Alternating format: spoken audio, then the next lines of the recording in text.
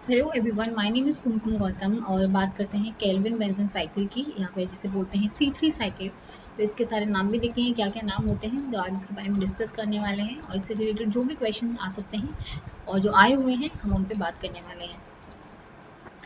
अगर free classes की मैं बात करती हूँ तो मेरी यूट्यूब पे फ्री क्लासेस होती हैं और मेरी जो फ्री क्लासेस होती हैं अनअकैडमी पे फ्री क्लासेस होती हैं। तो आप ये सारी ज्वाइन कर सकते हैं। अनअकैडमी वाली को ज्वाइन करने के लिए आपको करना क्या है, आपको प्ले स्टोर पे जाना है। प्ले स्टोर पे जाने के बाद आपको अनअकैडमी ऐप को डाउनलोड करना है। डाउनलोड करने के बाद यहाँ पे सर्च इंजन में डालना है CSI UGC नेट और आप कुमकुम गौतम डायरेक्टली सर्च करेंगे, फिर आपको मिल जाएगा। आपको कुमकुम गौतम सर्च करना होगा। सर्च करने के बाद आपको कर लेना है फॉलो। फॉलो से क्या होगा, आपको जब भी मेरी क्लास आएगी या फिर जब भी हो रही होगी तो आपको बस नोटिफिकेशन आ जाएगा, तो आप क्लास को ज्वाइन कर सकते हैं।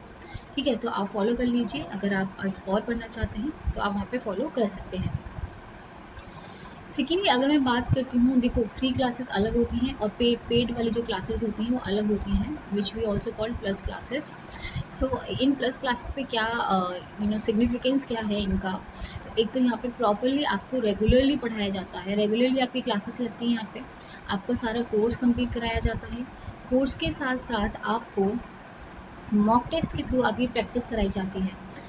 प्रैक्टिस बहुत ज़रूरी है। अगर हम CSI UGC नेट का एग्ज़ाम देने जा रहे हैं तो मॉक टेस्ट के थ्रू अपनी प्रैक्टिस कराई जाती है। क्विजेस कराई जाती हैं जिसकी वजह से आपका रिवीजन हो जाता है, आपका सेंस ऑफ ह्यूमर थोड़ा इंक्रीज होता है, तो ये सब हेल्प करता है। उसके बाद अगर मैं बात करती हूँ, जो नोट्स हैं आपको PDF के फॉर्मेट में मिल जाते हैं। तो नोट्स आपको PDF फॉर्मेट में मिल जाएंगे। मोस्ट इंपॉर्टेंट क्वेश्चंस, PYQs की सीरीज़, ये सब कुछ आपको कराया जाता है वहाँ पे, जिसकी वजह से आपकी सारी प्रिपरेशन बहुत अच्छे से हो जाती है।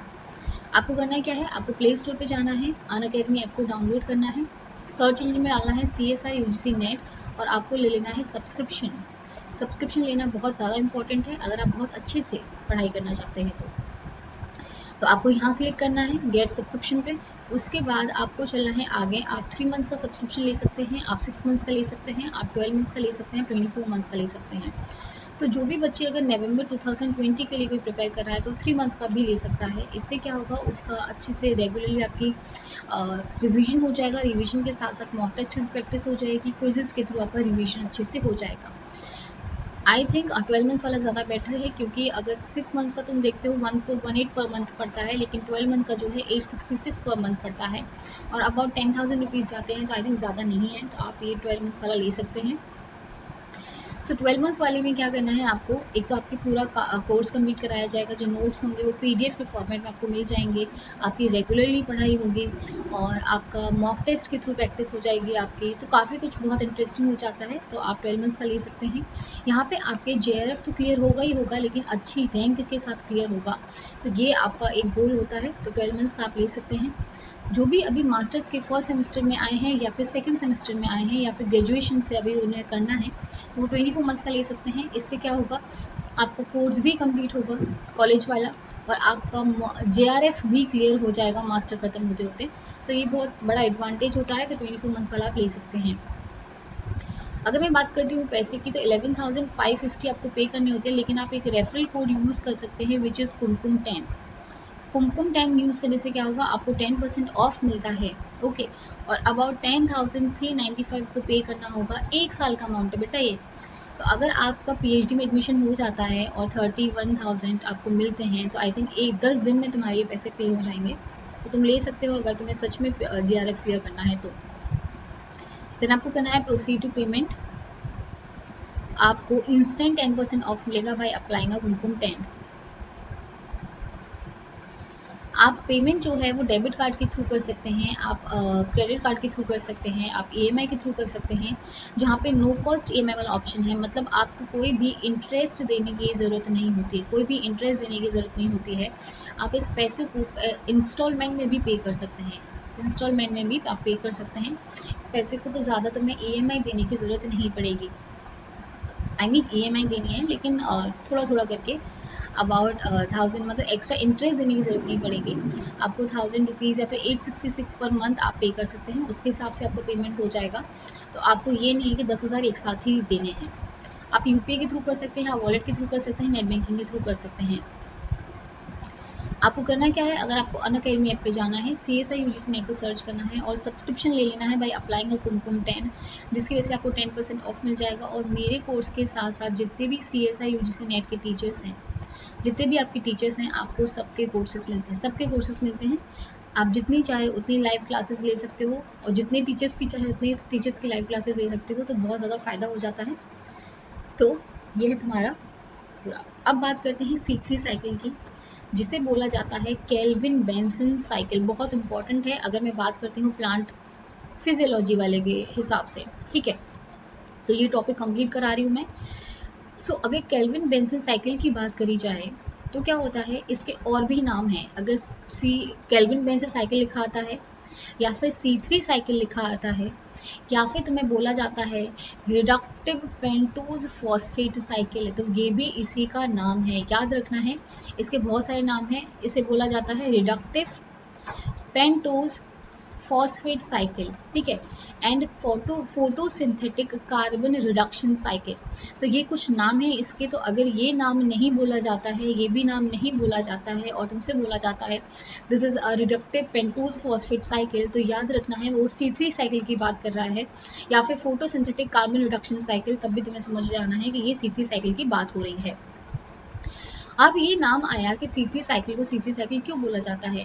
तो C3 साइकिल को C3 साइकिल इसलिए बोला जाता है क्योंकि जो इसका पहला प्रोडक्ट बनता है, जो फर्स्ट प्रोडक्ट बनता है, वो 3 कार्बन का बनता है, वो 3 कार्बन मॉलिक्यूल्स का बना हुआ होता है। इसीलिए इसको क्या बोला गया है, इसको बोला गया C3 साइकिल। तो ये चीज़ भी याद रखनी है।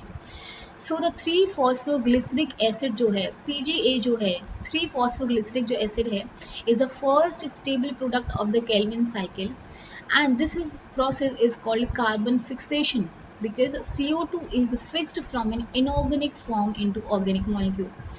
अब क्या होता है, मैं तुम्हें बताती हूँ। ऐसा नहीं है, देखो जो केल्विन साइकिल होती है, जो C3 साइकिल होती है, हाँ यहाँ पे तो मैं समझा देती हूँ। देखो जो C3 साइकिल होती है वो तुम्हारी होती है डार्क रिएक्शन, ठीक है, डार्क रिएक्शन होती है। अब हम इसे डार्क रिएक्शन बोल तो देते हैं, लेकिन इसका सीधा मतलब डार्क रिएक्शन मतलब हम ये भी बोल सकते हैं कि ये जो लाइट रिएक्शन के जो प्रोडक्ट बनते हैं, जो लाइट रिएक्शन के प्रोडक्ट बनते हैं, वो कौन से प्रोडक्ट हैं, ATP और NADPH, ठीक है। ये तुम्हारे किस में बनते हैं, जब तुम लाइट रिएक्शन की बात करते हो, ये वहाँ फॉर्म होते हैं। तो ये लाइट रिएक्शन के जो प्रोडक्ट हैं वो C3 साइकिल में काम करते हैं, ठीक है, C3 साइकिल में काम करते हैं। और जो C3 साइकिल होती है तुम्हारी डार्क में होती है, वो लाइट रिएक्शन नहीं होती है, वो डार्क रिएक्शन होती है। पर लेकिन तुम ये कह सकते हो C3 cycle is a dark reaction but indirectly dependent on the product of light reaction. तो लाइट रिएक्शन के जो प्रोडक्ट होते हैं ATP और NADPH, उसके प्रोडक्ट पे वो डिपेंडेंट रहती है। बट अगर बोला जाएगा C3 is a dark reaction, पर हम इनकम्प्लीटली इसको डार्क रिएक्शन नहीं बोल सकते, क्योंकि ये तुम्हारे लाइट रिएक्शन प्रोडक्ट पे भी काम कर रही है, तभी इसका जो प्रोडक्ट है वो फॉर्म हो रहा है ना। C3 साइकिल करता क्या है, मैं तुम्हें बेसिक समझा देती हूँ। C3 साइकिल क्या करता है, ये तुम्हारा करता है CO2 का फिक्सेशन करता है। फिक्सेशन का मतलब क्या होता है कि तुमने CO2 को फिक्स कर दिया एक मॉलिक्यूल के अंदर। तो C3 साइकिल क्या करता है, इसको जैसे सुक्रोज हो गया, क्योंकि प्लांट में चाहिए क्या, एनर्जी प्रोडक्ट कौन सा चाहिए, सुक्रोज चाहिए, तो उसको यहाँ पे CO2 को फिक्स कर दिया जाता है in the form of sucrose. तो ये जो C3 है तुम्हारा कार्बन का फिक्सेशन करता है, ये CO2 का फिक्सेशन करता है। अगर मैं बात करती हूँ C3 साइकिल में with the help of ATP NADPH, मतलब क्या हुआ, इस एनर्जी को यूज करके तुमने क्या बना दिया है, सुक्रोज बना दिया है। तो ये चीजें याद रखनी, ये तुम्हारा C3 साइकिल का बहुत बेसिक है। अब अगर बात करती हूँ ये कहाँ होती है, तो ये तुम्हारा हो गया क्लोरोप्लास्ट, ठीक है, ये तुम्हारा पूरा हो गया क्लोरोप्लास्ट, ठीक है। अब क्या होता है क्लोरोप्लास्ट में, यहाँ पे ये तुम्हारे क्या होते हैं, ये होते हैं ग्रेना, ठीक है, ये होते हैं ग्रेना, ये होती है थाइलाकॉइड। और बीच ये जो बाहर वाला जो एरिया होता है, जो बाहर वाला एरिया होता है, इसको बोला जाता है स्ट्रोमा। स्ट्रोमा बोला जाता है। जैसे हमारे पास साइटोप्लाज्म होता है, इनके पास होता है क्या, स्ट्रोमा होता है। ये बाहर वाला जो एरिया होगा वो स्ट्रोमा होगा। अब ये जो ग्रेना है, ये जो ग्रेना है, ग्रेनम पूरा का पूरा जो ग्रेनम है, ये रिस्पॉन्सिबल होता है लाइट रिएक्शन के लिए। मतलब क्या हुआ कि अगर मेरा कोई भी लाइट रिएक्शन हो रहा है, वो तो इसमें एरिया में होगा, इस एरिया में होगा। तो यहाँ पे H2O भी लिया जाता है, लाइट भी लिया जाता है, और लाइट रिएक्शन शो की जाती है। आज मैं लाइट रिएक्शंस नहीं पढ़ा रही हूँ, अभी लाइट रिएक्शन के थ्रू क्या होता है, तुम्हारा फॉर्मेशन होता है किस चीज़ का, एटीपी का और NADPH का, ये फॉर्मेशन होती है तुम्हारे लाइट रिएक्शन के थ्रू। जैसे मैंने बताया कि जो C3 साइकिल है एक डार्क रिएक्शन है, लेकिन वो प्रोडक्ट यूज कर रही है लाइट रिएक्शन के। कौन से प्रोडक्ट यूज कर रही है, एटीपी को यूज कर रही है और NADPH को यूज कर रही है। तो ये C3 साइकिल क्या करती है, इन प्रोडक्ट को यूज करेगी और यूज करने के बाद ये स्ट्रोमा में, मतलब स्ट्रोमा जो है यहाँ पे तुम्हारा डार्क रिएक्शन शो करेगी, डार्क रिएक्शन शो करेगी और यहाँ पे क्या बना देगी, तुम्हारा सुक्रोज हो गया, स्टार्च हो गया, तो इन सब का फॉर्मेशन करने में हेल्प करेगी और उसके बाद उसको एडीपी और NADP और पॉजिटिव में कन्वर्ट कर देती है। तो ये तुम्हारा बेसिक होता है कि कहाँ पे तुम्हारी हो रही है। तो याद रखना है जो C3 साइकिल है तुम्हारे स्ट्रोमा में हो रही है क्लोरोप्लास्ट के, ठीक है। और जो तुम्हारी लाइट रिएक्शन होती है वो थाइलाकॉइड मेम्ब्रेन पे होती है, फिर ग्रेनम में होती हैं। ये चीज़ें याद रखनी है, बहुत बेसिक हैं ना। अभी देख लेते हैं इसको किसने डिस्कवर करा, क्या करा। तो जो केल्विन साइकिल है वो first observe by the Melvin kelvin, क्योंकि केल्विन साइकिल है इसलिए मेल्विन केल्विन ने इसको डिस्कवर करा था। इन द क्लोरेला, कभी कभी ये भी आ जाता है कि क्वेश्चन में करेक्ट या इनकरेक्ट पूछा जाता है कि क्या ये करेक्ट है, तो ये चीज़ भी याद रखनी है। क्लोरेला में इसको डिस्कवर किया गया, ऑब्जर्व किया गया, which is a unicellular green alga, एक यूनिसेलुलर ग्रीन एल्गा है क्लोरेला, जिसमें इस चीज़ को पता करा गया कि यहाँ पे C3 साइकिल कुछ होती है। किसने पता किया, मेल्विन केल्विन ने पता किया। आई होप ये चीज़ समझ में आई होंगी। अब एक थोड़ा सा डिफरेंस मैं बताना नहीं चाहती थी, लेकिन ऐसा होगा कि तुम लोगों को समझ में आ जाएगी चीज़ें कि लाइट रिएक्शन में क्या होता है, डार्क रिएक्शन में क्या होता है। तो हम ज़्यादा डीप में नहीं पढ़ने वाले, ऊपर ऊपर से जो डार्क रिएक्शन के लिए इंपॉर्टेंट है वही पढ़ने वाले हैं। अगर लाइट रिएक्शन की बात करते हैं मतलब वो लाइट पे डिपेंडेंट है, लेकिन जो डार्क रिएक्शन है वो उसको लाइट नहीं चाहिए होती, ठीक है। अब जो लाइट रिएक्शन होती है उसमें बहुत सारे फोटो सिस्टम्स होते हैं, फोटो सिस्टम 1, 2 और वो डिफरेंट डिफरेंट वेवलेंथ पे काम करते हैं, 680, 700, तो वो अलग फोटो सिस्टम होते हैं। लेकिन डार्क रिएक्शन की बात करती हूँ तो कोई ऐसा फोटो सिस्टम नहीं चाहिए, क्योंकि लाइट चाहिए ही नहीं, तो फोटो सिस्टम का क्या करेंगे, फोटो मतलब लाइट, तो लाइट का कोई सिस्टम चाहिए ही नहीं उसको। तो यहाँ पे फोटोलिसिस वाटर होती है, O2 का लिबरेशन होता है तभी तुम्हें मिलता है। लेकिन यहाँ पे क्या होता है, तुम्हारा फोटोलिसिस ऑफ वाटर तो नहीं होगा, लेकिन CO2 का एब्जॉर्प्शन जरूर होगा, क्योंकि CO2 को तुम्हें फिक्स करना है। यहाँ पे CO2 को तुम्हें फिक्स करना है, तो CO2 इंपॉर्टेंट है, CO2 तुम्हें चाहिए, उसको O2 लिबरेट करना था, लेकिन डार्क रिएक्शन में CO2 चाहिए क्योंकि तुम्हें उससे शुगर मॉलिक्यूल्स बनाने हैं। Now it occurs with in the grana, ये मैं बता चुकी हूँ, ये ग्रेना वाले रीजन में होगा, जबकि ये कहाँ पे होगा, ये तुम्हारे स्ट्रोमा ऑफ द क्लोरोप्लास्ट में होगा, ये स्ट्रोमा ऑफ द क्लोरोप्लास्ट में होगा, जबकि तुम्हारे ग्रेना में होता है लाइट रिएक्शन। अब लाइट रिएक्शन का मैं बता चुकी थी, जो ATP और NADPH होता है वो प्रोड्यूस होते हैं। लाइट रिएक्शन की मैं बात करती हूँ तो ATP और NADPH दोनों के दोनों प्रोड्यूस होंगे and they are used to drive the dark reaction. I told you कि ATP, NADPH which are forming in the light reaction, they'll work as a reactant or they'll work as a product for the dark reaction. Dark reaction के लिए ज़रूरत पड़ेगी उनको और वो dark reaction में जाके काम करेंगे। Now glucose is produced and reduced, NADP is oxidized. तो उसको NADPH को NADP पॉजिटिव में रिड्यूस कर दिया जाता है, इज ऑक्सीडाइज कर दिया जाता है। तो ये तुम्हारा होता है डार्क रिएक्शन। अब आ जाते हैं प्रॉपर C3 साइकिल पे कि ये क्या होती है, कैसे होने वाली है, ये मैं फिगर के थ्रू तुम्हें समझाऊंगी, ठीक है। डार्क रिएक्शन है ये बता चुकी हूँ। CO2 will enter the chloroplast through the stomata. I think ये सब पता होगा कि स्टोमेटा के थ्रू क्या होगी, यहाँ पे ये अंदर एंट्री मारेगी। अब क्या होगा, diffuse into the stroma of the chloroplast, the site of the Calvin cycle reaction where the sugar is synthesized. तो कौन सी साइट है, स्ट्रोमा, इसको नहीं भूलना है, बहुत बार क्वेश्चन में आ जाता है ये ना। अब बोलते हैं कि कौन सी एंजाइम की जरूरत पड़ती है। अगर मैं बात करती हूँ C3 साइकिल की, तो एंजाइम जो चाहिए वो चाहिए रुबिस्को। ये मैं तुम्हें पहले भी फोटो रेस्पिरेशन में बता चुकी हूँ, इसलिए अब ज़्यादा डिटेल में नहीं बता रही हूँ। तो अगर तुमने वो वाली वीडियोस देख ली हैं तो वेल एंड गुड, अगर नहीं देखी तो वो बच्चे रुबिस्को वाला देख लें एक बार। तो रुबिस्को जो एंजाइम होती है वो होती है राइबोलोज बिसफॉस्फेट कार्बोक्सिलेज एंड ऑक्सीजनेज। तो इसमें क्या होता है, तुम्हारी ऑक्सीजन कैरिंग कैपेसिटी भी होती है और CO2 से बाइंड करने की भी कैपेसिटी होती है। मतलब क्या होता है, इसके पास जो एक्टिव साइट होती है, इस एंजाइम के पास जो एक्टिव साइट होती है वो तुम्हारे O2 से भी उतना ही बाइंड कर सकती है जितना CO2 से बाइंड कर सकती है। अब कॉन्सेंट्रेशन पे डिपेंड करता है कि कौन किससे जाके बाइंड करेगा। अगर CO2 की कॉन्सेंट्रेशन 50 ppm से अगर कम हो जाती है तो जो रुबिस्को है मेरा ऑक्सीजनेज वाली एक्टिविटी शो करेगी, मतलब ये ऑक्सीजन से जाके बाइंड करेगी। लेकिन अगर CO2 की कॉन्सेंट्रेशन ज़्यादा होती है तो जो मेरी रुबिस्को एंजाइम है वो कार्बोक्सिलेज वाली एक्टिविटी शो करेगी और तुम्हारे CO2 से जाके बाइंड कर लेगी। तो ये बेसिक था। So Rubisco is an enzyme which catalyzes a reaction between the CO2 and RUBP. तो Rubisco bisphosphate और CO2 bind करेंगे, which is the reaction is catalyzed by the enzyme which is known as Rubisco, and that form a 6 carbon compound. अभी देखेंगे क्या बन रहा है क्या नहीं बन रहा है. And CP cycle is a process of CO2 fixation. याद रखना है, बहुत इंपॉर्टेंट है. The enzymes of the Calvin cycles are located in the stroma of the chloroplast. तो ये बहुत बार रिपीट हो चुका है जिसकी वजह से तुम्हारे दिमाग में चला जाना चाहिए अब ये. Now Calvin cycle is not totally independent of light, जैसे मैं बता चुकी हूँ. क्यों? क्योंकि ये ATP और NADPH जो उसके प्रोडक्ट है उस पर भी डिपेंड रहती है.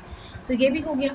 During the Calvin cycle, the C3 plant using the standard photosynthetic pathway take up the CO2 and turn it into the sugar energy. ये भी बता चुकी हूँ. CO2 को लेगा, फिक्स करेगा और शुगर के फॉर्म में तुम्हारी फॉर्म कर देगा उनको. C3 कहाँ कहाँ होता है? Those living in the temperate, cool, wet environments, जैसे राइस हो गया, बार्ले हो गया, पोटैटो हो गया, ऑल वुडी प्लांट, ट्रीज हो गया. तो यहाँ पे तुम्हारा C3 जो साइकिल है वो काम करता है. अब आते हैं स्ट्रोमा में तुम्हारी सारी की सारी होंगी. अब क्या होता है यहाँ पे 2 NADH, NADPH और 3 ATP मॉलिक्यूल. याद रखना है 2 NADPH and 3 ATP molecule is required to fix a 1 CO2 molecule. 1 CO2 molecule को फिक्स करने के लिए 2 NADPH चाहिए और 3 ATP चाहिए. 3 है, ठीक है, 3 ATPs चाहिए. याद रखना है. लेकिन अगर तुम मुझे ये बताओ, मैं तुम्हें यहीं पे समझा देती हूँ. जो शुगर होता है वो क्या होता है? C6 होता है वो, मतलब 6 कार्बन है यहाँ पे.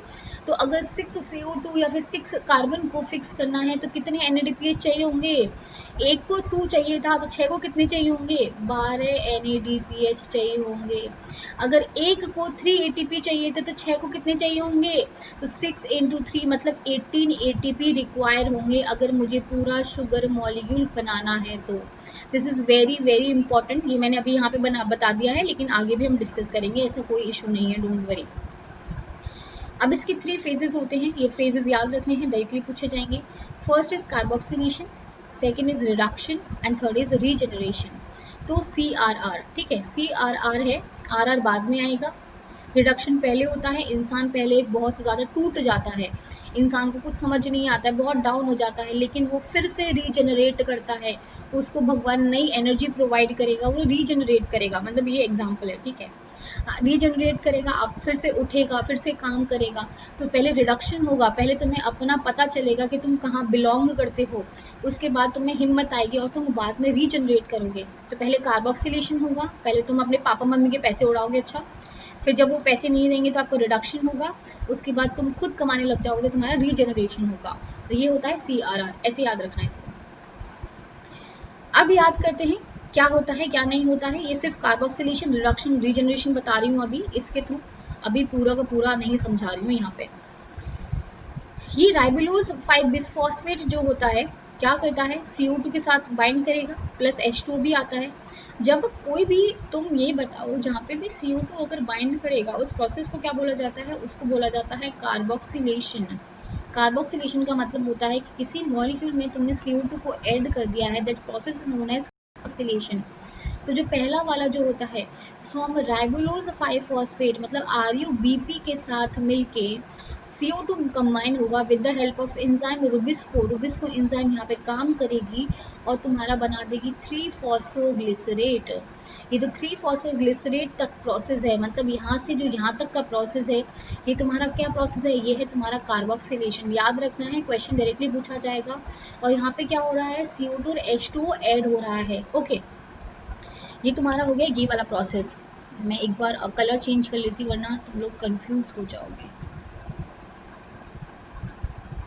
यस, अगर सेकंड की बात करती हूँ, सेकंड मैंने बताया था क्या है, रिडक्शन वाला फेज है, रिडक्शन वाला फेज है।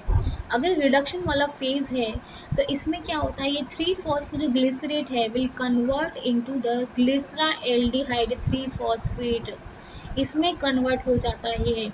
ये कौन सा फेज है, ये है रिडक्शन फेज, बहुत इंपॉर्टेंट है, याद रखना है सारे के सारे फेजेस। जब 3-फॉस्फोग्लिसरेट हमारा ग्लिसरा एल्डिहाइड 3-फॉस्फेट में कन्वर्ट होगा उसको रिडक्शन फेज बोला जाता है।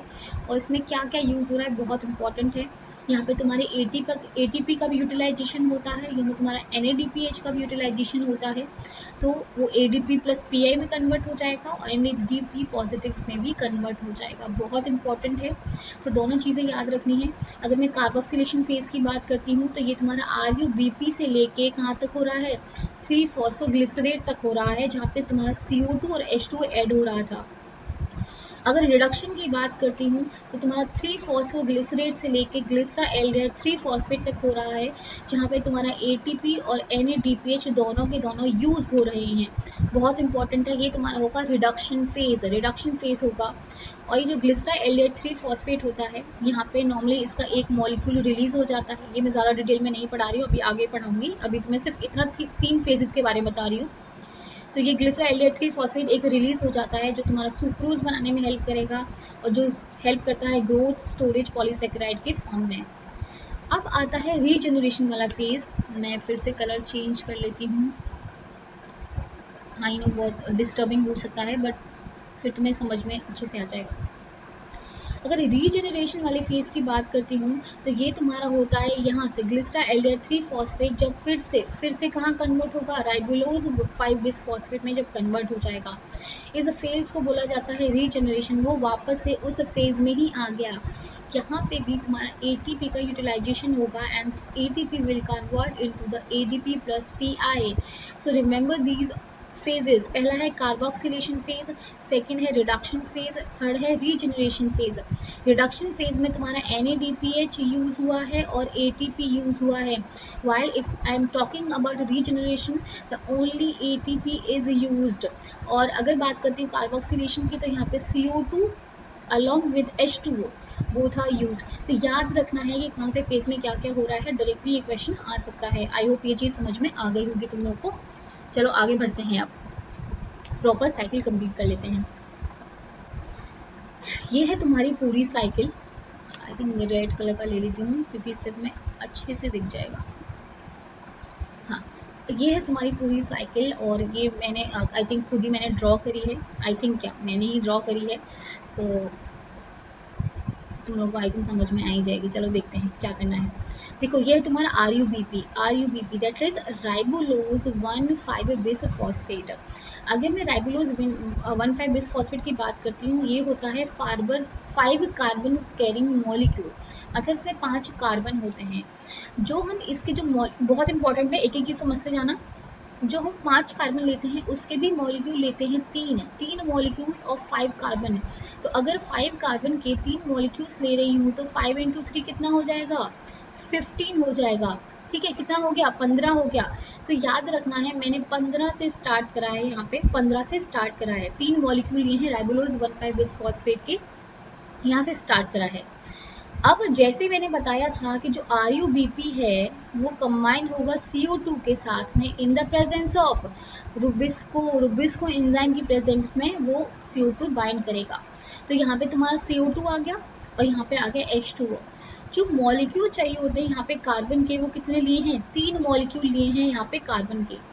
अब मुझे बताओ 15 तो मेरे किससे बन रहे थे, RUBP वाले बन रहे थे, 3 कार्बन और मॉलिक्यूल आगे प्लस हो गए, तो पूरा टोटल कितना हो गया, टोटल हो गया 18।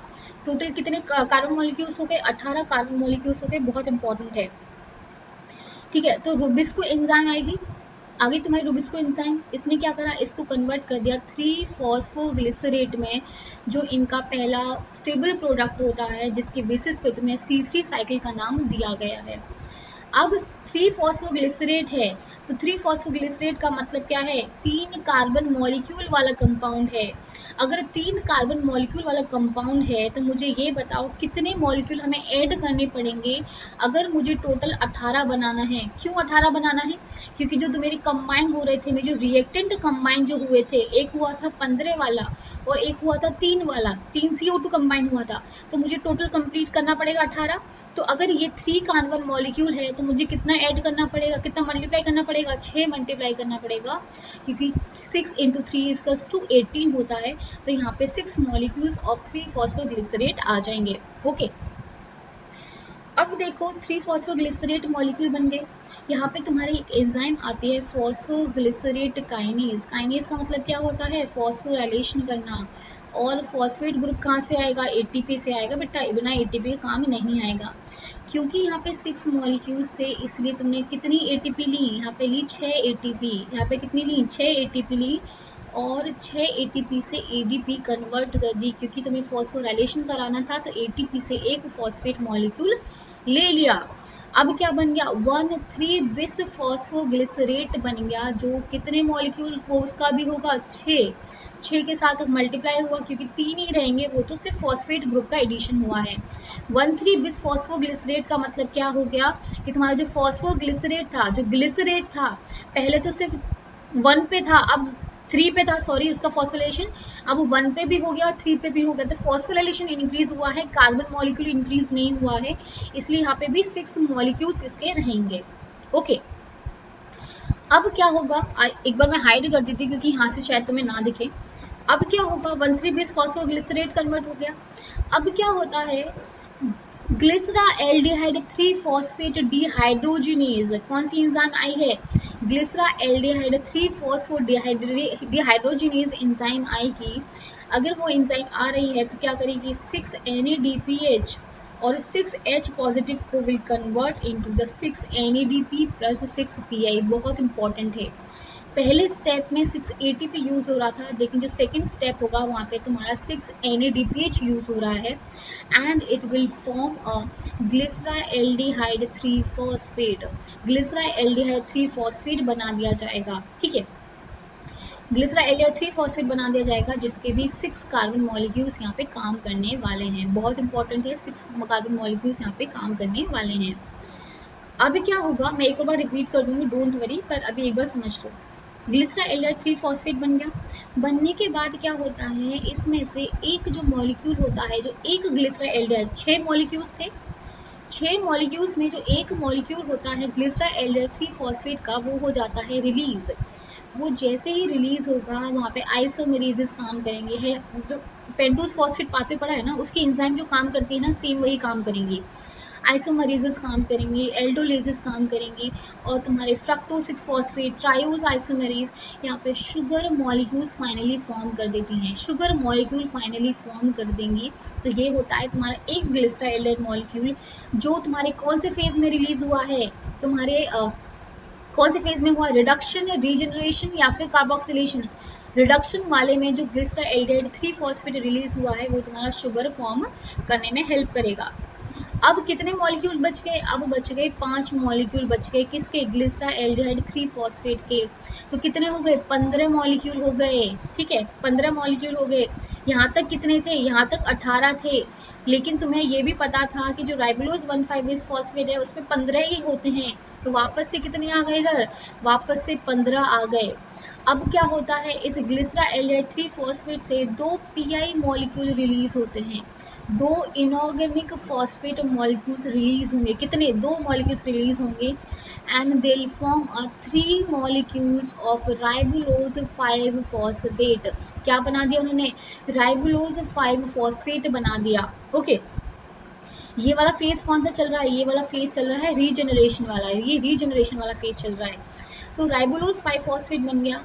अब राइबोलोज को राइबोलोज 1,5-bis फॉस्फेट में आने के लिए, RUBP बनने के लिए क्या चाहिए? एक एक्स्ट्रा फॉस्फेट चाहिए, एक 1 पे एक एक्स्ट्रा फॉस्फेट चाहिए। अब फॉस्फेट कौन देता है? तुम्हारा फॉस्फेट देने का जो काम करेगा वो ATP करेगा। The 3 ATP will convert into the 3 ADPs। 3 ADP में कन्वर्ट हो जाएंगे and they form a राइबोलोज 1,5-bis phosphate. फिर से वो एंजाइम चलेगी, और जो एंजाइम यहाँ पे यूज होती है दैट इज फॉस्फोराइबोकाइनेज जो एंजाइम होती है। काइनेज एंजाइम है, मतलब क्या है, फॉस्फोराइलेशन का ट्रांसफर कर रही है, तो क्या होगा, राइबोलोज 1,5 बिसफॉस्फेट बन जाएगा। तो ये तुम्हारी होती है C3 साइकिल। नंबर याद रखना है कि क्या नंबर होता है। एक और बार मैं समझा देती हूँ इसको। वेट, अच्छा मैं अपने आप को हाइड ही रख रही हूँ क्योंकि तुम लोगों को फिर दिखेगा नहीं, तो ये इस चीज़ के लिए मैं हाइड रख रही हूँ, है ना। चलो एक और बार मैं समझा रही हूँ इसको। तुम्हारी राइबोलोज 1,5 बिसफॉस्फेट होता है जिसमें 5 कार्बन मॉलिक्यूल होता है, जो उसके 3 कार्बन मॉलिक्यूल्स लिए जाते हैं, तो टोटल जो हो जाता है 15 कार्बन मॉलिक्यूल हो जाता है। फिर क्या होता है, 3 CO2 मॉलिक्यूल्स ऐड होते हैं along with the H2O in the presence of Rubisco enzyme, और बना देते हैं 3 फॉस्फोग्लिसरेट। 3 फॉस्फोग्लिसरेट है तो ये भी तुम्हारा क्या है, तुम्हारा 3 कार्बन मॉलिक्यूल है, तो तुम्हारा 6 मॉलिक्यूल से मल्टीप्लाई होगा और टोटल 18 बना देगा। क्यों, क्योंकि पहले जो RUBP था वो 15 था, 3 CO2 ऐड हुए तो 18 बन गए थे, तो यहाँ पे भी तुम्हें 18 का कॉम्बिनेशन चाहिए था, तो यहाँ पे तुम्हें 6 से मल्टीप्लाई करना पड़ेगा। उसके बाद क्या होता है, तुम्हारी एंजाइम आती है फॉस्फोग्लिसरेट काइनेज। काइनेज का मतलब होता है फॉस्फोराइलेशन करना, तो क्या कर देगी, फॉस्फोराइलेट कर देगी और तुम्हारे 6 ATP मॉलिक्यूल्स को will convert into the 6 ADP molecules. ठीक है, यहाँ से तुम्हारा कन्वर्ट होगा 1,3, क्योंकि पहले 3 पे तुम्हारा फॉस्फेट ग्रुप ऐड हुआ था, अब तुम्हारे 1 पे भी ऐड हो चुका है, और 1 पे ऐड हो चुका है तो तुम्हारा बन चुका है 1,3 बिस फॉस्फोग्लिसरेट, जिसके भी 6 मॉलिक्यूल्स होंगे क्योंकि कार्बन मॉलिक्यूल अभी भी सेम है। अब क्या होता है कि एंजाइम आती है विच इज ग्लिसरा एल्डिहाइड 3 फॉस्फोडिहाइड्रोजिनेज एंजाइम आएगी, ये वाली एंजाइम आएगी, और ये वाली एंजाइम क्या करेगी, तुम्हारे इस मॉलिक्यूल को will convert into this molecule, ये वाला कन्वर्ट हो जाएगा, दैट इज ग्लिसरा एल्डिहाइड 3 फॉस्फेट। अब इसमें जो चाहिए होता है बहुत इंपॉर्टेंट है, 6 NADPH है बेटा, NADP में कन्वर्ट मत होना ना, NADPH है और will convert into the 6 NADP। अब तुम्हारे कितने मॉलिक्यूल्स चाहिए थे, यहाँ पे भी 6 चाहिए होंगे क्योंकि 3 कार्बन मॉलिक्यूल्स था ये। अब एक जो ग्लिसरा एल्डिहाइड 3 फॉस्फेट का जो मॉलिक्यूल होता है रिडक्शन फेज में निकल जाता है, और तो वो तुम्हारा किस काम के लिए आता है, शुगर फॉर्मेशन में काम आएगा, शुगर फॉर्मेशन में काम आएगा। अब कितने बच गए, 5 बच गए, यहाँ पे 5 का मतलब हो गया 5 इंटू 3 कितने हो गए, 15 कार्बन मॉलिक्यूल्स हो गए ग्लिसरा एल्डिहाइड 3 फॉस्फेट में। यहाँ पे क्या होगा, तुम्हारे 2 फॉस्फो इनऑर्गेनिक फॉस्फेट रिलीज होंगे और वो बना देंगे 3 मॉलिक्यूल्स ऑफ राइबोलोज 5 फॉस्फेट। तो यहाँ पे भी तुम्हारे 15 मॉलिक्यूल्स हुए, लेकिन मुझे बनाना क्या था, मुझे बनाना था RUBP, उसके लिए चाहिए एक फॉस्फेट। फॉस्फेट कौन देगा, ये तुम्हारा ATP देगा इन द प्रेजेंस ऑफ फॉस्फोराइबोकाइनेज, राइबोलोकाइनेज, और तुम्हारा 3 ADP में कन्वर्ट कर देगा, और तुम्हारा जो स्टार्टिंग जो मॉलिक्यूल था RUBP वहाँ पे फॉर्म हो जाएगा, फिर से CO2 से कंबाइन करेगा, तो ये होता है तुम्हारा C3 साइकिल। आई होप ये चीज समझ में आई होगी।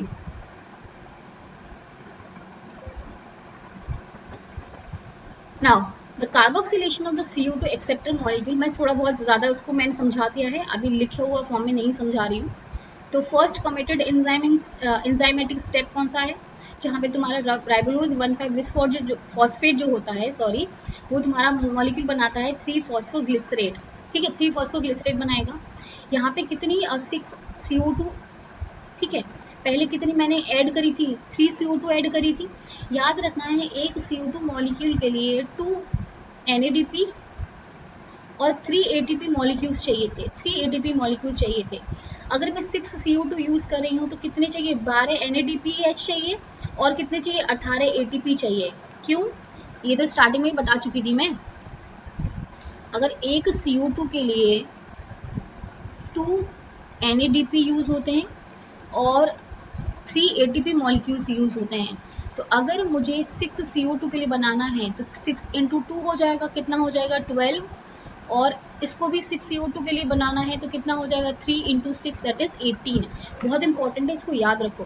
तो 6 CO2 हो गए, 18 ATP प्लस ऐड हुए, 12 NADPH आए जिसमें से 12 H पॉजिटिव जो दिखा चुकी थी मैं, 12 H2O आएंगे, C6H12O6 which is a glucose. ठीक है, ग्लूकोज मॉलिक्यूल बना दिया, और 12 NADP और 12 ADP प्लस 18 PI ये निकल जाएंगे। तो ये चीजें याद रखनी है, कितने मॉलिक्यूल्स बने हैं, 6 कार्बन CO2 यूज हुए हैं, तो मेरे 18 NADPH भी यूज हुए हैं, और मेरा 86 सॉरी 12 NADPH यूज हुए हैं और 18 ATP यूज हुए हैं। आई होप ये चीज समझ में आ गई होगी तुम्हें अच्छे से। अभी थोड़ा पूरा का पूरा क्या है, एक समरी फॉर्म में है जहां से क्वेश्चन आ सकते हैं, तो ये मैंने डाल दिया है। C3 प्लांट्स की मैं बात करती हूँ तो CO2 जो फिक्सेशन होता है वो मेसोफिल सेल्स में होता है।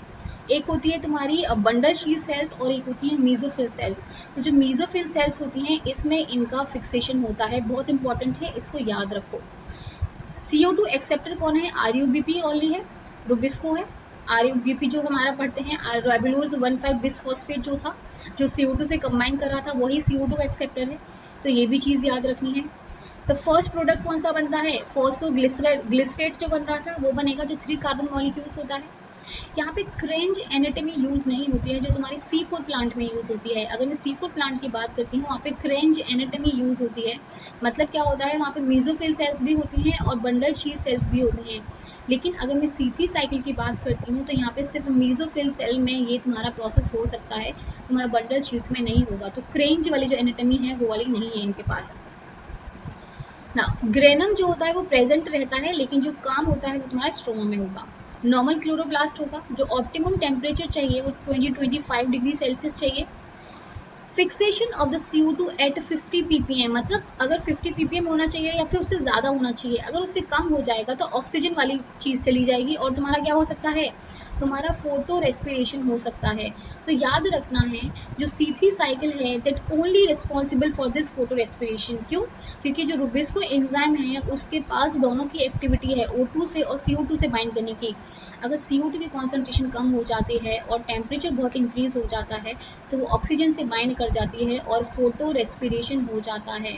तो जो तुम्हारा C3 साइकिल ने जो CO2 फिक्स करा था, जो CO2 साइकिल ने जो फिक्स करा था, ये मैं करा चुकी हूँ सब कुछ सॉरी। जो CO2 फिक्स करा था C3 साइकिल ने, फोटो रेस्पिरेशन क्या करता है, उसको अनफिक्स कर देता है। उस जो सुक्रोज तुम्हारा बनाया था उसको अनफिक्स कर देता है। तो ये मैं करा चुकी हूँ तुम्हें एक बार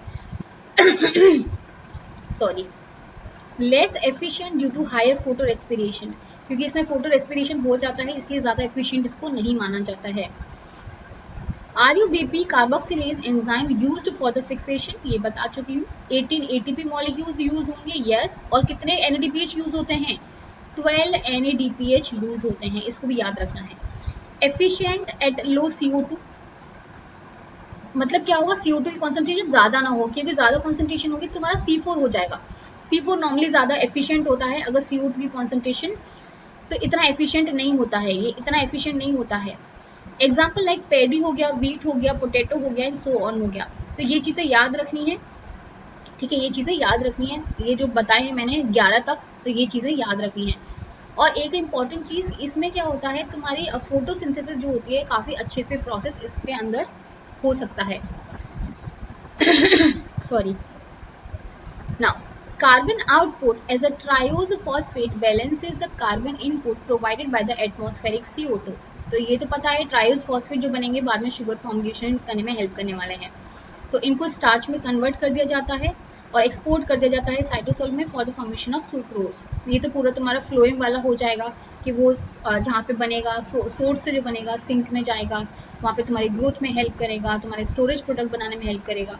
तो ये सारे काम जो होता है वो ग्लिसरा एल्डिहाइड जो 3 फॉस्फेट जो रिलीज हुआ था उसकी वजह से हो जाते हैं। तो ATP यूज होता है यहाँ पे, NADPH यूज होता है। और तो क्या होता है यहाँ पे, अगर मैं बात करती हूँ, अगर थाइलाकॉइड मेम्ब्रेन की बात करते हैं तो आई थिंक इसको ज़्यादा वो करने की ज़रूरत नहीं है, लेकिन फिर भी एक बार तुम पढ़ लो कि जो थाइलाकॉइड मेम्ब्रेन पे होता है वहाँ पे 3 CO2 यूज होंगे, 5 H2 होगा, क्योंकि 3 CO2 हो रहे हैं जैसे मैंने बताया था 3 CO2 मॉलिक्यूल हो रहे हैं। मतलब क्या होगा, अगर एक CO2 जो था मेरा, इसको ना याद रखना है कि एक CO2 जो है वो तुम्हारा 2 NADPH करता है और 3 ATP करता है। तो अगर 3 CO2 हो रहे हैं तो NADPH कितने होंगे, 6 हो जाएंगे, और तुम्हारा ATP कितने हो जाएंगे, 9 हो जाएंगे। तो वही तुम्हारे 6 NADPH हो जाएंगे और 9 ATP फॉर्म हो जाएंगे और तुम्हारा ग्लिसरा एल्डिहाइड 3 फॉस्फेट बन जाता है with the help of this, ये वाला पाथवे जो होगा। तो यहाँ पे ये वाला चीज़ था, तो बस ये वाला याद रखोगे 1 CO2 वाला, तो उसकी बेसिस पे सारे क्वेश्चन सॉल्व हो जाएंगे। तो इतना बड़ा कोई टास्क नहीं है ना। फोटोसिंथेटिक, ये क्वेश्चन है तुम्हारा फर्स्ट वाला, आई थिंक 10 सेकंड दे रही हूँ, फटाफट से करके देखो खुद से होता है कि नहीं होता, फिर मैं कराऊंगी तुम्हें इस क्वेश्चन को।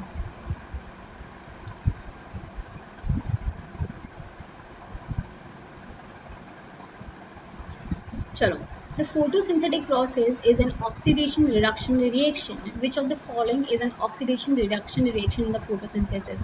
तो अगर मैं photosynthesis की बात करती हूँ तो ऐसी कौन सी रिएक्शन है जहाँ पे ऑक्सीडेशन रिडक्शन होता है? So conversion of the phosphoglyceric acid to glyceride 3 phosphate, नहीं यहाँ पे तो नहीं हो रहा है रिडक्शन, और वो मतलब ऑक्सीडेशन रिडक्शन। कार्बोक्सिलेशन जब होता है CO2 है ना, तो RUBP जब फॉर्म होता है यूजिंग अ रुबिस्को, ठीक है, तो जब CO2 RUBP जब CO2 से बाइंड करता है तो क्या होता है तुम्हारा 3 फॉस्फोग्लिसरेट बनता है, तो उस प्रोसेस को बोला जाता है तुम्हारा ऑक्सीडेशन रिडक्शन प्रोसेस, ठीक है। तो ये वाला होगा तुम्हारा, ये तो तुम्हें बता चुकी हूँ मैं कि कौन सा होता है रिडक्शन वाला और रीजनरेशन वाला, ये सारी चीज़ें। तो जो कार्बोक्सिलेशन वाला प्रोसेस होता है वो ऑक्सीडेशन रिडक्शन दोनों चीज़ें उसमें होती हैं, तो ये चीज़ याद रखनी है। Next question, 10 seconds. उसको रिडक्शन वाले फेज से कंफ्यूज नहीं करना है बेटा, उसको रिडक्शन वाले फेज से कंफ्यूज नहीं करना है। रिडक्शन जो फेज होता है वो C3 साइकिल में होता है। यहाँ पे बोला है फोटोसिंथेटिक की प्रोसेस ऐसी कौन सी है जहाँ पे ऑक्सीडेशन और रिडक्शन रिएक्शन हो सकती है। तो ऑक्सीडेशन रिडक्शन जो रिएक्शन होती है वो इस वाले फेज में हो जाती है, कार्बोक्सिलेशन RUBP वाले में हो जाती है, ठीक है। तो तुम्हारा जो RUBP होता है वो रुबिस्को जो होता है वो रिड्यूस्ड हो जाएगा और 3 फॉस्फोग्लिसरेट को ऑक्सीडाइज कर देगा, तो वो वाला फॉर्म है। ये वाला क्वेश्चन देखो, which of the following is not correct, कौन सा करेक्ट नहीं है? CAM and C4 plants as compared to the C3 plant. C4 CAM plant को देखना था as compared to the C3 plant. तो कैम प्लांट और C4 प्लांट जो होते हैं बहुत ज़्यादा इकोनॉमिकली यूज होते हैं। जो कैम प्लांट हो गया, C4 प्लांट हो गया, ज़्यादा एफिशिएंट होते हैं as compared to the C3 plant, तो मोर इकोनॉमिकल होते हैं, तो ये बिल्कुल सही है। Characteristic of the hot arid areas, yes, अगर C4 प्लांट है तो जहाँ पे CO2 या फिर जहाँ पे टेम्परेचर बहुत ज़्यादा होता है वहाँ पे तुम्हारा C4 प्लांट होते हैं, तो ये भी तुम्हारा सही हो गया। Characterized by the reaching the maximum photosynthetic rate at a radiation in the intensities, तो ये भी तुम्हारा बिल्कुल सही हो गया। ये C4CM का कैम और C4 का एक फंक्शन है, मतलब एक कैरेक्टर है ये, ठीक है। C3 प्लांट की अगर मैं बात करती हूँ, they are having more rapid photosynthesizers, नहीं, जो रैपिड फोटोसिंथेसाइजर होगा वो C3 वाला प्लांट होता है, ये लोग नहीं होते हैं, तो ये जो होगा ये गलत हो जाएगा तुम्हें, तो जो आंसर होगा answer will be your B. 10 seconds, I think इससे इजिएस्ट क्वेश्चन कोई नहीं आया होगा, तो ये एक बार करके देखो, ट्राई करो।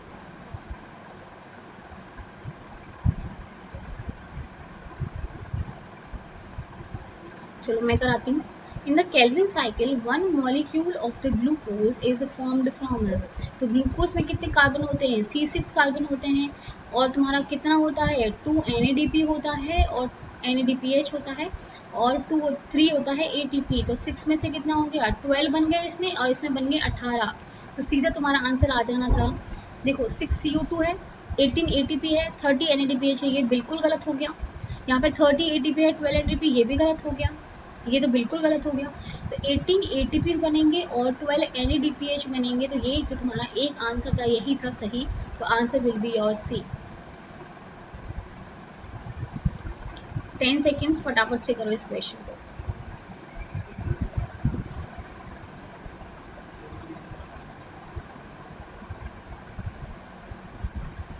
देखो इसमें क्या है ना, initial CO2 acceptor in the C3 cycle, क्या तुम्हारा फॉस्फोइनोल पाइरुवेट आता है C3 साइकिल में जो CO2 को एक्सेप्ट करेगा? ये तो गलत हो गया। फॉस्फोग्लिसरेट जो होता है फॉर्म होता है आफ्टर एक्सेप्टेशन, तो 3 फॉस्फोग्लिसरेट मॉलिक्यूल, ग्लाइकोलेट तो वैसे भी नहीं होता, ये तो ग्लाइकोलेट है, ग्लिसरेट तो है भी नहीं, ये भी गलत हो गया। ये तो सिट्रिक एसिड, ये तो कोई बनेगा ही नहीं। RUBP होगा, रुबिस राइबोलोज 1,5 फॉस्फेट जो होता है, RUBP तुम्हारा CO2 के साथ कंबाइन करेगा in the presence of Rubisco, और क्या बना देगा? 3PG मॉलिक्यूल बना देगा, ठीक है, तो ये चीज़ याद रखनी है।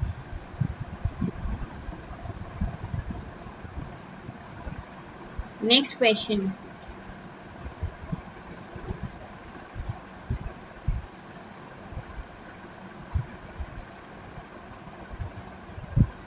टेन सेकेंड में फटाफट से कर।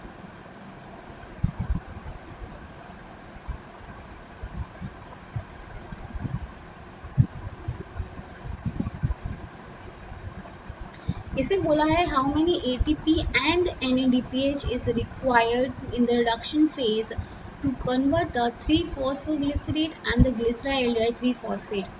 तो बेटा ये मैं तुम्हें बता चुकी थी, ये तुम्हें बहुत क्लियरली बता चुकी थी कि 3-फॉस्फोग्लिसरेट से अगर ग्लिसराल्डिहाइड 3-फॉस्फेट में कन्वर्ट हो रहा है तो यहाँ पे तुम्हारा एटीपी भी यूज होता था और यहाँ पे तुम्हारा एनएडीपीएच भी यूज होता था, ये बता चुकी थी। तो अगर बता चुकी थी तो यहाँ पे क्या होता है कि अगर मैं बात करती हूँ 3-फॉस्फोग्लिसरेट की, ग्लिसराल्डिहाइड 3-फॉस्फेट की, तो अगर मैं साइकिल के थ्रू बताती हूँ तुम्हें, हाँ देखो अगर मैं साइकिल के थ्रू बताती हूँ तो यहाँ पे जो होता है मेरा 6 मॉलिक्यूल्स यूज हो रहे हैं इसके, जिसकी वजह से 6 एटीपी यूज हो रहा था, और यहाँ पे मेरे 6 मॉलिक्यूल्स हो रहे हैं, 6 एनएडीपीएच यूज हो रहा था। अब क्या बोला गया है उसमें, हाँ अब क्या बोला है, रिडक्शन फेज में 3-फॉस्फोग्लिसरेट से ग्लिसराल्डिहाइड 3-फॉस्फेट कन्वर्ट हो रहा है, तो मुझे यहाँ पे लगाना चाहिए था 6 एटीपी प्लस 6 एनएडीपीएच, ठीक है ये लगाना चाहिए था। लेकिन तुम्हें ये पता होना चाहिए कि यहाँ पे जो मॉलिक्यूल्स होते हैं कार्बन के, अगर मैं टोटल एटीपी की बात करी थी तो टोटल जो फॉर्मेशन होता है वो बनता है मेरा 18 एटीपी बनता है और 12 एनएडीपीएच बनता है, ठीक है ये तुम्हें पता है। तो 18 एटीपी बनता है, 12 एनएडीपीएच बनता है। जो मेरा एक मॉलिक्यूल होता है एटीपी का, मतलब जो 6 एटीपीज होते हैं, ठीक है वो कहाँ पे यूज होते हैं मेरे, कहाँ पे यूज होते हैं, वो लास्ट वाला जो प्रोडक्ट होता है, जो लास्ट वाला जब मेरा रीजनरेशन वाला होता है वहाँ पे यूज होते हैं। तो मुझे एक बात बताओ, हाँ यहाँ से कर लेते हैं, यहाँ से कर लेते हैं। तो एक बात बताओ, यहाँ पे जो होता है एक एटीपी, मतलब एक CO2 को फिक्स करने के लिए कितने चाहिए होते हैं, 3 एटीपी चाहिए होते हैं, 3 एटीपी चाहिए होते हैं। अगर 3 एटीपी चाहिए तुम्हें, ठीक है 3 एटीपी चाहिए तुम्हें, तो यहाँ पे जो मॉलिक्यूल्स हैं, ठीक है यहाँ पे मॉलिक्यूल्स कितने हैं, यहाँ पे तुम्हारे मॉलिक्यूल्स के ऊपर डिपेंड करेगा बेटा, मॉलिक्यूल्स को याद रखो, यहाँ पे मॉलिक्यूल्स का याद रखना बहुत इंपॉर्टेंट है। तो जो मॉलिक्यूल्स के बेसिस पे तुम्हें समझ में आना चाहिए था कि जो तुम्हारे मॉलिक्यूल्स होंगे, एक 6 एटीपी तुम्हारे लास्ट वाले फेज में यूज हो रहे हैं, टोटल जो होता है 18 एटीपी होता है, तो -6 एटीपी करोगे तो टोटल कितना हो जाएगा, 12 एटीपी जो होगा वो तुम्हारे यहाँ यूज हो रहे होंगे, 12 एटीपी जो होंगे वो यहाँ फॉर्म होंगे। और क्योंकि पूरी साइकिल में सिर्फ 12 एनएडीपीएच फॉर्म होते हैं, जो 12 एनएडीपीएच होते हैं वो यही फॉर्म होंगे। तो इसको भी याद रखना है, इसको भी याद रखना है। कैसे याद रखोगे, एक और बात तुम्हें समझा देती हूँ। आई थिंक कलर दूसरा ले लेती हूँ। देखो तुम्हारा अगर टोटल साइकिल की पूछी जाती है तो तुम्हारे 18 एटीपी यूज होते हैं और 12 एनएडीपीएच यूज होते हैं, ये तो मैं बता चुकी हूँ। अब याद रखना है जब तुम्हारा कौन सा फेज था वो वाला, जब तुम्हारा ये वाला फेज होता है, स्टार्टिंग वाला जब फेज होता है, तब क्या होता है तुम्हारा कार्बोक्सिलेशन वाले के फेज के बाद में जब रिडक्शन वाला फेज होता है, तब क्या होता है तुम्हारा एक जो एटीपीज यूज होते हैं यहाँ पे, और यहाँ पे एनएडीपीएच यूज होते हैं। और रीजनरेशन की बात करती हूँ, वहाँ पे भी एटीपी यूज होता है। याद रखना है यहाँ पे 12 एटीपी यहाँ पे होंगे, 12 एनएडीपीएच यहाँ पे यूज होंगे, और जो 6 एटीपी जो लास्ट में बचेंगे वो यहाँ पे हो जाएंगे। तो टोटल कितना हो जाएगा, 12 + 6 तो 18 एटीपीज हो जाएंगे जो मैं बता चुकी हूँ, और जो 12 एनएडीपीएच होंगे वो कंबाइन होकर यहाँ पे हो जाएंगे। तो याद रखना है ये वाली चीज़ बहुत इंपॉर्टेंट है, इस चीज़ को याद रखो। Okay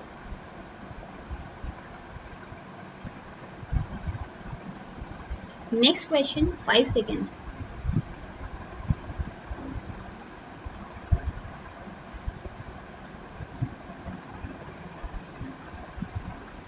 Now the site of the light independent reaction of the photosynthesis, light independent reaction है, मतलब ये डार्क रिएक्शन की बात कर रहा है।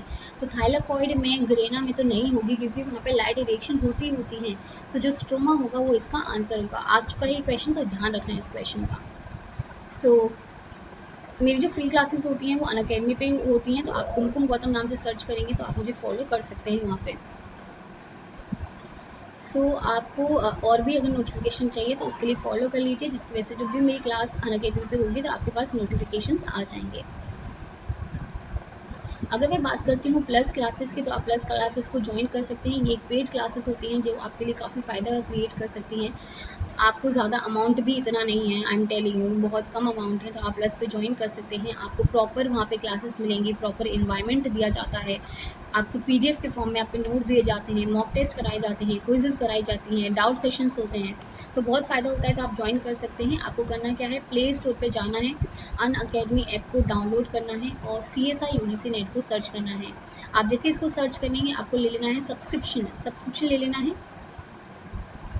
लेने के बाद यहाँ पे 3 मंथ्स का ले सकते हैं आप, 6 मंथ्स का ले सकते हैं, 12 मंथ्स का ले सकते हैं, 24 मंथ्स का ले सकते हैं।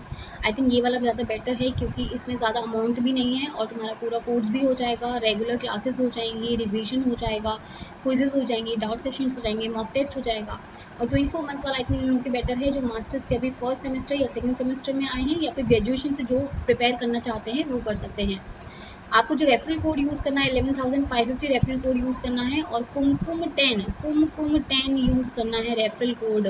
और इसको यूज़ करने के बाद आपको 10% ऑफ मिल जाएगा और अबाउट 10,395 को पे करना हो। 1 साल का बेटा अमाउंट है तो ज़्यादा अमाउंट भी नहीं है। आपको देन करना है प्रोसीड टू पेमेंट। आप 10% ऑफ के लिए अप्लाई करेंगे, इंस्टेंट आपको ऑफ मिलेगा। आप डेबिट कार्ड के थ्रू कर सकते हैं, आप EMI के थ्रू कर सकते हैं, UPI हो गया, वॉलेट हो गया, नेट बैंकिंग हो गया। यहाँ पे नो कॉस्ट EMI वाला ऑप्शन है, मतलब आपके पास अगर इतने पैसे अभी नहीं है तो आप 86 रुपीज़ पर मंथ भी पे कर सकते हैं और कोई भी एक्स्ट्रा इंटरेस्ट नहीं लगेगा, आपसे सिर्फ इतने ही पैसे लिए जाएंगे। तो आप ये वाला ऑप्शन भी चूज़ कर सकते हैं। आपको करना क्या है, अनअकैडमी ऐप पे जाना है, CSI UGC नेट को सर्च करना है, सब्सक्रिप्शन ले लेना है बाय अप्लाइंग कुमकुम 10, इसको नहीं भूलना है। जिसके बाद आपको 10% ऑफ मिलेगा और मेरे कोर्स के साथ साथ जितने भी CSI UGC नेट के टीचर्स हैं आपको सबके कोर्सेज मिलते हैं, तो आप ये ले सकते हैं और प्लस पे ज्वाइन कर सकते हैं। तो thank you so much everyone, I hope ये हेल्पफुल रहा होगा तुम लोगों के लिए। चलो थैंक यू सो मच।